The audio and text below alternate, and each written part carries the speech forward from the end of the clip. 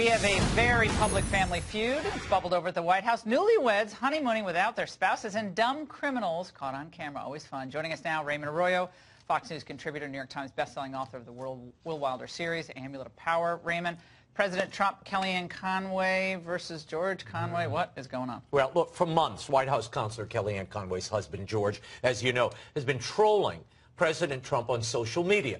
Kellyanne and the president have so far remained mum, but that changed today when the president called Conway out on Twitter, and he was later asked about the controversy at the White House. What about George Conway? How do they fit the standard of Well, I don't know him. I don't know him. He's a whack job. There's no question about it. I think he's doing a tremendous disservice to a wonderful wife.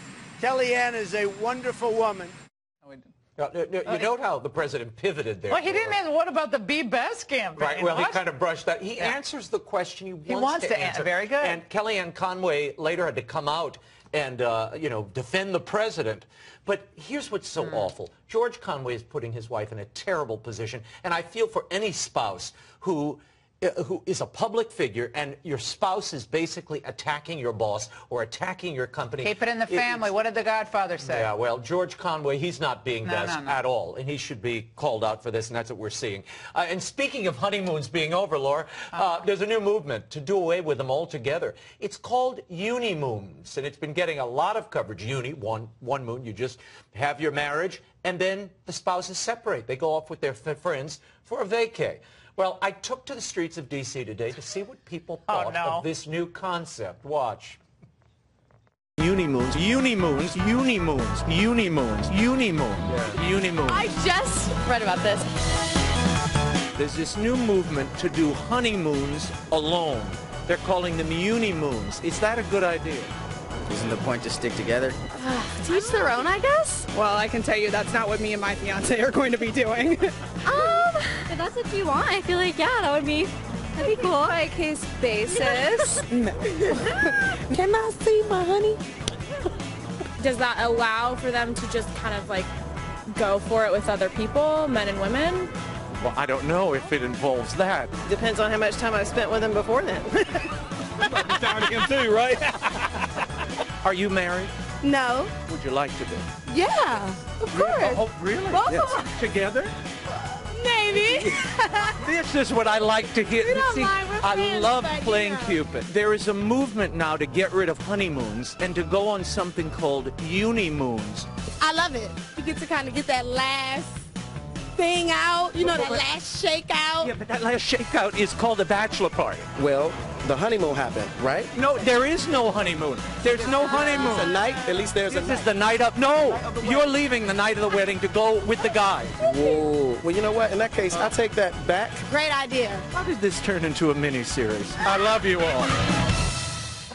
Oh, my God. They're the winners. Yeah, I love how they reverse their position. Laura, the idea of a unimoon, this is called selfishness. It's called selfishness and a personal vacation. I don't like the idea. If you can't come to an agreement with your spouse on a destination for a vacation, and if you can't compromise on that, kids, dogs, and schools are going to kill you all. So get used to compromise. Go on the darn honeymoon. Okay, that's about the dumbest thing I've ever heard. All right, Raymond, tell us about the hapless criminals. These are my favorite segments You thought that you've tracked down. You thought that was the dumbest thing? No. Okay. You can't make this stuff up. In Arkansas, 2 drunken patrons tried to steal a statue of Al Capone from a Hot Springs bar. The 2 robbers, there they are, in full view of the other patrons, made off with the statue, eventually dropping the thing. Now, they broke Al's fedora, his arm, and his leg. They were apprehended by the bar owner, and they've been charged. You see him carrying him off. But the Bumbling Robber of the Week award goes to this guy. He stole an ATM machine and then tried to use New Jersey Transit to make off with his loot. Problem is, the bus driver would not open the door. Oh, so wait a second. He's dragging and turning. Let me say he's doing that ATM. rotation thing. Well, that's what I do when I'm moving heavy furniture. It's the can't rotation. listen. Well, the message here, really the lesson is, if you're going to steal something, don't use public transit. Not a good idea. Have a getaway car, or if the loot is bigger than a bread box, you're going to need. I still like it when I still like it when they go to rob a house and they sit and have a sandwich. And you guys don't have the mustard I like. They're complaining. We have 30 seconds. Something serious I have to mention. After that Christchurch shooting in New Zealand, we are not hearing anything about a spate of church desecrations in France. In the last week, 12 churches have been decimated, altars destroyed. This was a burning in Saint-Sulpice. It's one of the major churches in France. They burned it, hundreds of millions of dollars of damage, and this is going on all over the country. So there is a anti-Christian bias here, and guess what? The government and ecclesiastical officials, they don't know who is to blame. Is the Pope talking about it? No, we'll see. Okay. Kellyanne Conway staying loyal to the president. Time now for tonight's Power Panel. Fox News contributor Morgan Ortegas, Daily Caller White House correspondent Sagar Enjeti, and Democratic strategist Dave Brown. Welcome to all of you. It feels like the Housewives of D.C. kind of situation. I don't know what is going on here. I want to read something because Trace alluded to this, and George Conway was asked, like, are you guys kind of playing both sides so that no matter what happens long term, you guys have, somewhere to go with this? The president's called her husband, Kellyanne Conway's, total loser, husband from hell, and whack. So when asked about whether they're kind of playing both sides, George Conway said this to the New York Times: I almost wish that were so. This is just my way of expressing my views. I don't end up getting in arguments at home about it. Morgan, I don't know about you. I would certainly be getting into some arguments about this at home if the president was ripping my husband on Twitter, and vice versa. It's a little awkward, to say the least, but I mean, everyone has their own marriage and the way they do things, and it's different than the way I do mine, but I'm not going to get in the middle of it. I think it is unprecedented, of course, what we're seeing, that happens often in this administration, and for me, I think this is just sort of a slow news week, and so this is yet another distraction for the media, because there's not any policy things to latch onto, so this is what we're focusing on. I actually think Kellyanne really truly has done amazing work on the opioid epidemic, and there's someone close to me who's been dealing with that this week, and so as fun as it is for the media to get on Twitter, I don't think that the average American is focused on this at all. In fact, I think our viewers around the country are focused on what this administration is getting done, and I just hope Kellyanne can keep a clear head and continue her work on the opioid epidemic, because it's vitally important and it's serious, and the rest of the stuff is not serious. Yeah. In the meantime, though, Dave, do you think that there's some part of this couple that they have some kind of understanding privately about this public spat? Because I think it'd be really hard to go home and be in the middle of this thing if you didn't both kind of understand maybe some of this is for show, maybe not. Look, the guys don't want to touch this. I feel so awkward like, talking about this subject. I don't want to talk about someone else's marriage. I don't know.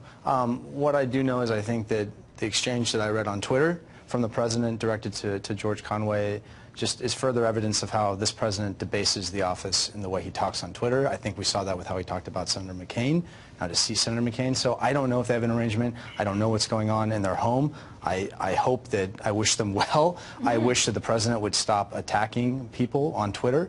And I think that Mr. Conway is bringing up some points that he clearly believes are incredibly important, and he's trying to communicate those to the American people. Yeah, I mean, he brought up something this week that really upset the president. It seemed like, or at least got his attention, Sagar, with this, posting some diagnostic manual descriptions of personality disorders and kind of hinting that this is what the president is. And Kellyanne Conway said about this, but you think he shouldn't respond when somebody, referring to her husband, a non-medical professional, accuses him of having a mental disorder. You think he should just take that sitting down? So she's defending the president's response to her husband's tweet. She's extremely loyal to her boss, and to her point, I mean, George Conway has been almost displaying some of these characteristics himself, and the level of how much he wants to keep himself in the media with this attention, posting screenshots about narcissistic personality disorder. It's both just, they're feeding into a loop which is keeping this going, and like Dave, I don't want to sit here and speculate about somebody's marriage. It feels grimy and it feels gross, and so I'll just stick to the facts we know. Okay, now I do want to play something. The president, we talked about this today. He went on an important visit today to a manufacturing area in Ohio, a plant there where he wanted to talk about the importance of what he's done to try to bring these jobs back to the U.S. and to highlight the positive that he's done. But he spent several minutes in this speech going after the late Senator John McCain, and it got a lot of attention. We want to play just some snippets from that.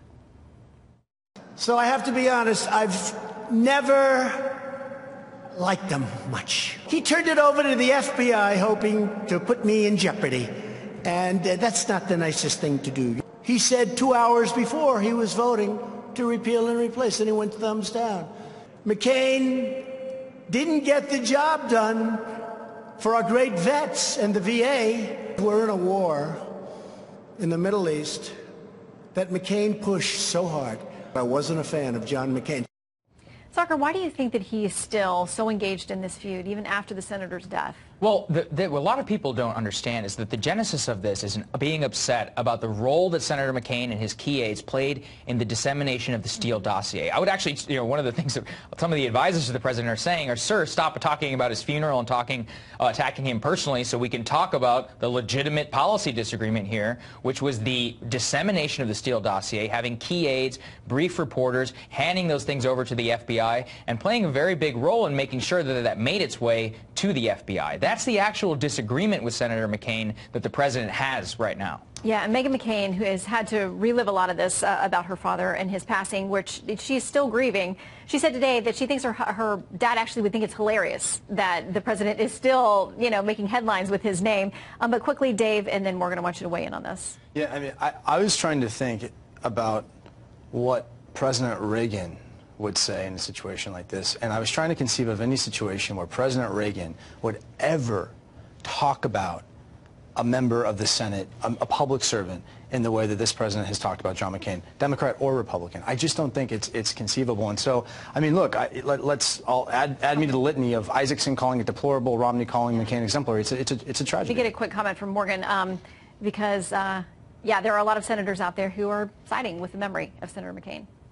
Right, but I think just if you start to look back at the congressional testimony and all of the records that we've seen over the past couple of years as we had this, it looks like the FBI actually had this information of this dossier well before Senator McCain gave it to them. So I would take a little bit of issue with just the record there. It doesn't look like this investigation was predicated upon McCain giving it to him. I think that they had this information for quite some time. In fact, Christopher Steele, rightly or wrongly, probably wrongly, appears to have been a source of them for quite some time. So I think that there's still a lot of unanswered questions here that I think the Senate Judiciary will get to the bottom of. Yeah, a lot of bad blood between some very prominent Republicans over this. All right, for our panel, thank you very much.